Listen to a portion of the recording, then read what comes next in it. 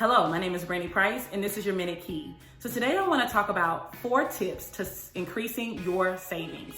First tip, cut back. That is anything that you want but don't necessarily need. So those Saturday restaurant visits, cut back on those. Those favorite sneakers that you get, cut back on those. Number 2, set up a savings account with limited access. So don't get a debit card for your savings account. Set it up in a small bank somewhere that doesn't have a lot of branches around town, so you won't always feel compelled to go in and remove funds. Number 3, bill pay so that your funds are auto deposited. And that's just when your income comes in or your paycheck comes in, making sure that your funds are auto deposited through a bill pay through your bank. And lastly, depositing your small funds, the little extras you get during the year, your taxes, your bonuses, into that savings account.